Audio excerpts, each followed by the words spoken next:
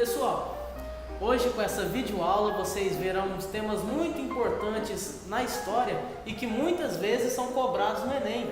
Que temas são esses, Thiago? Revolução Francesa e Era Napoleônica. Vamos conferir os temas. Então vamos lá. Antes disso, a gente tem que dar uma contextualizada geral do que se passava no país durante o século XVIII. Pois bem, a França era governada por um rei absolutista, chamado Luís XVI. Foi nessa época que o país passava por uma extrema injustiça social, onde o rei controlava a economia, a justiça, a política e até mesmo a religião dos súditos. Enfim, ele comandava tudo, como um verdadeiro absolutista. Também não vamos esquecer de falar que durante aquele período havia uma grande falta de democracia, porque os trabalhadores não poderiam nem votar, muito menos dar sua opinião sobre o governo. E quem por acaso fizesse isso era preso ou em bastilhas, no caso bastilhas são aquelas prisões políticas da monarquia, ou era condenado até à morte.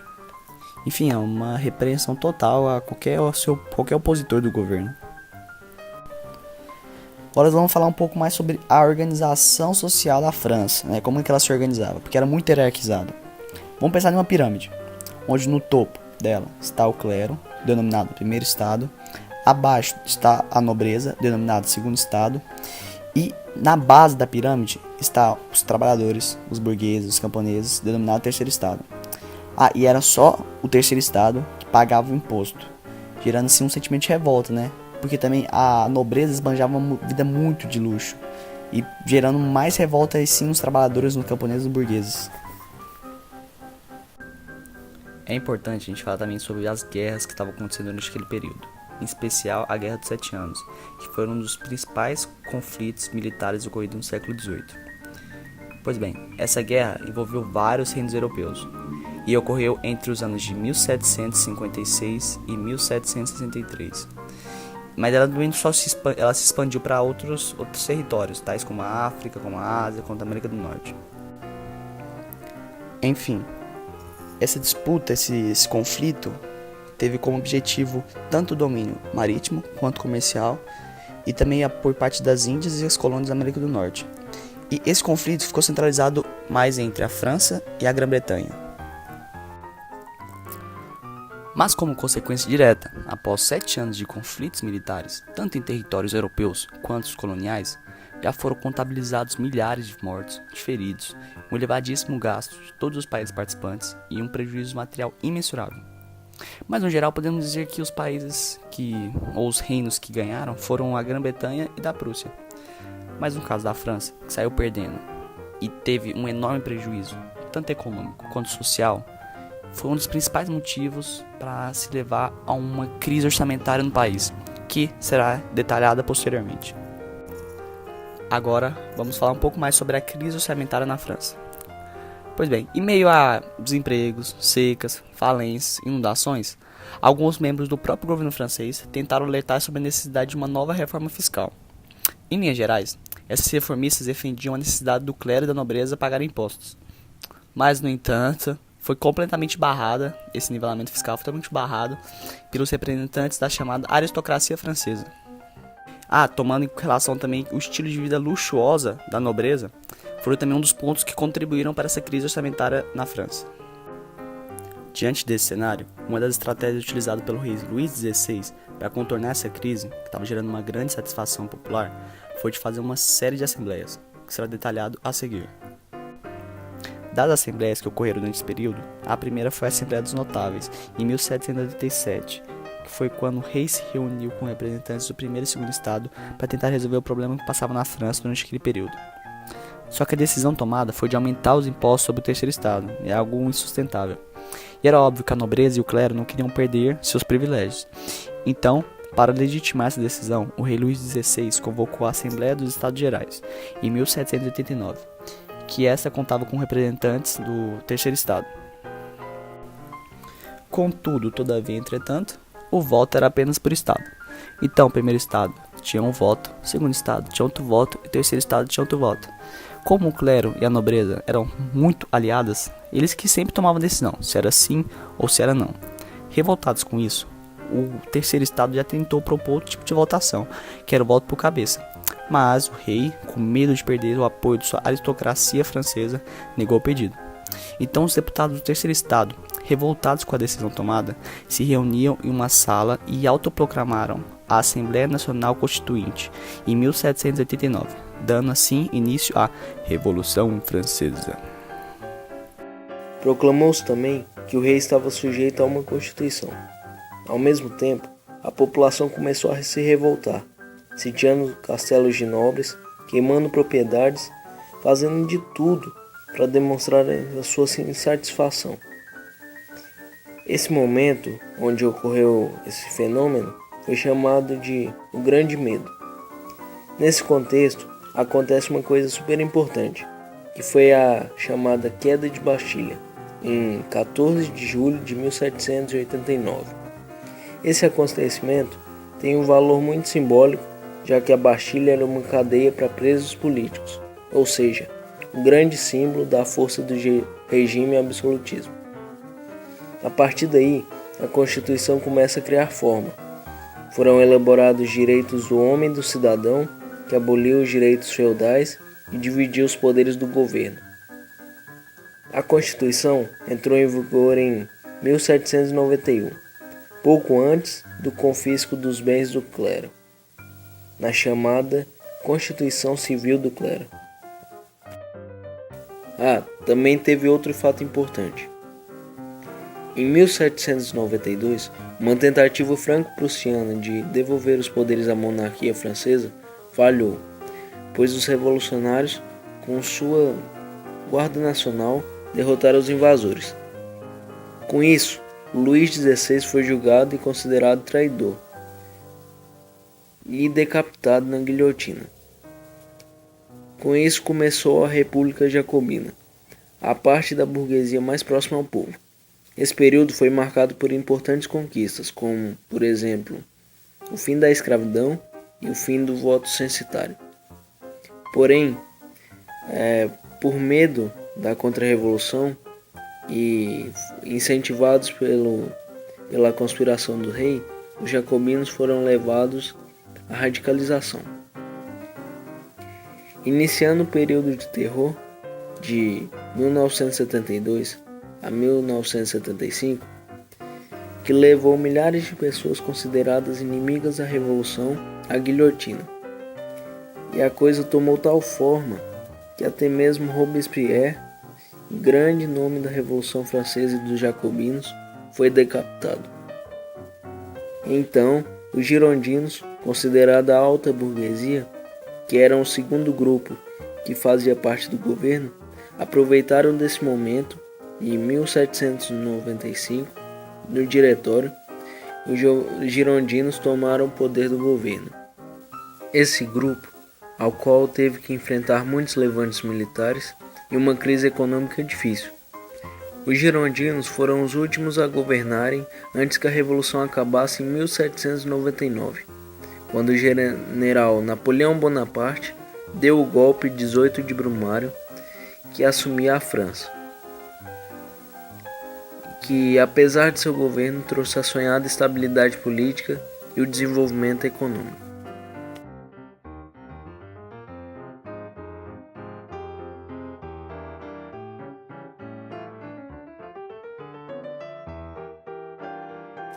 Agora vamos explanar um pouco mais a respeito da Era Napoleônica e mostrar como foi a ascensão de Napoleão ao poder, que acabou marcando o fim da Revolução Francesa e ocasionando também diversas mudanças em suas relações. Napoleão Bonaparte, ao contrário de outros grandes conquistadores, não veio de uma família muito rica ou nobre.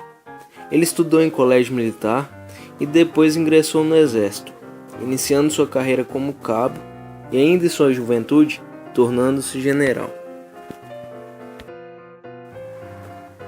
Por medo da expansão francesa, ocorriam guerras entre monarquias europeias e ela. Havia um clima de insegurança na França, causada pelos embates da Revolução. E isso desagradava a burguesia, pois com toda essa instabilidade política e social, seus lucros caíam cada vez mais. Então, com o auxílio de burgueses, de políticos e do exército, deu-se o golpe do 18 Brumário, que dissolveu o diretório e criou o consulado, que durou de 1799 a 1804, dando então o poder a Napoleão. O consulado dava poder a 3 cônsules, sendo Napoleão o primeiro cônsul, ou seja, o que mais mandava. Suas prioridades eram reorganizar a economia e enfrentar ameaças externas. Fundou-se então o Banco da França, em 1800, e com a instauração do novo padrão monetário, o franco, foram dados financiamentos para a indústria e a agricultura. O Império Napoleônico. Esse império marcou-se pela consolidação dos poderes da burguesia, e não da nobreza. Teve seus primeiros anos marcados pela prosperidade. Porém, como havia enfrentamentos externos que os ameaçavam, como por exemplo a Inglaterra que disputava com seus mercados, a França se via cercada de inimigos econômicos e políticos. Então, o governo adquire como principal característica o expansionismo. Foram travadas inúmeras batalhas contra outras nações, buscando aumentar seu império e reafirmar sua supremacia. Após sucessivas vitórias, Napoleão decretou a extinção do Sacro Império Românico Germânico e sua substituição pela Confederação do Reno. Em meio a tudo isso, a França cruzou com a Inglaterra e acabou perdendo algumas batalhas para ela.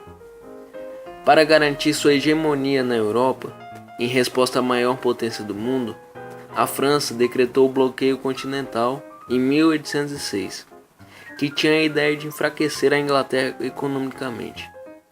Com esse bloqueio, nenhum país aliado ou dominado pela França poderia comercializar com a Inglaterra, comprando ou enviando matéria-prima para eles. Caso descumprissem, sofreriam invasão ou intervenção militar francesa. Porém, essa situação foi ficando insustentável, pois outros países e a França não poderiam suprir toda essa demanda exigida pelo comércio. Então, os países passaram a descumprir esse bloqueio, que ocasionou invasões por parte da França. Essas ações por parte da França acabaram dando lugar à resistência dos povos conquistados, o que declinou a hegemonia napoleônica na Europa. E esse império foi se desgastando cada vez mais, principalmente depois da derrota para a Rússia, em sua tentativa de invasão, devido ao desprezo de czar Alexandre em relação às ameaças de bloqueio. Nessa batalha, a França teve perdas irreparáveis. Mandaram mais de 600 mil soldados, porém, os russos, com auxílio de um inverno rigoroso e utilizando uma tática chamada terra arrasada, na qual, nessa tática, os soldados russos abandonavam o território e destruíam tudo que pudesse ser útil ou ter qualquer valor ao inimigo. Dessa forma, eles evitavam o confronto direto e impediam que franceses pudessem saquear as cidades e se abastecer de alimentos, enfraquecendo totalmente o inimigo. Então, ao invadirem Moscou em 1812, não encontraram suprimentos e caíram em uma armadilha das guerrilhas russas. A tropa francesa saiu em retirada, porém, com a ofensiva dos russos, Napoleão voltou da Rússia com menos de 100 mil soldados. Foi desmoralizado e tendo que enfrentar o resto da Europa, que agora estava mobilizada contra a França. O imperador francês sofreu diversas derrotas e em 1813, forças da coligação formada por Prússia, Inglaterra, Rússia e Império Austríaco reuniram-se e derrotaram o exército napoleônico na Batalha das Nações. No ano seguinte, Napoleão foi obrigado a assinar o Tratado de Fontainebleau, onde abria mão do trono francês e recebia uma pensão de 2 milhões de francos e soberania sobre a ilha de Elba, na qual deveria exilar-se. Estabeleceu-se então a dinastia Bourbon na França.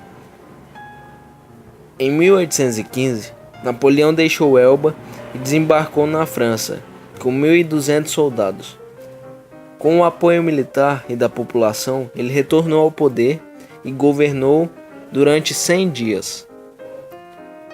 Governantes europeus, então, surpresos com essa ação, organizaram-se em uma reação imediata. Então, enfrentaram exércitos napoleônicos e os derrotaram. Napoleão foi novamente exilado, dessa vez na ilha de Santa Helena, onde morreu em 1821.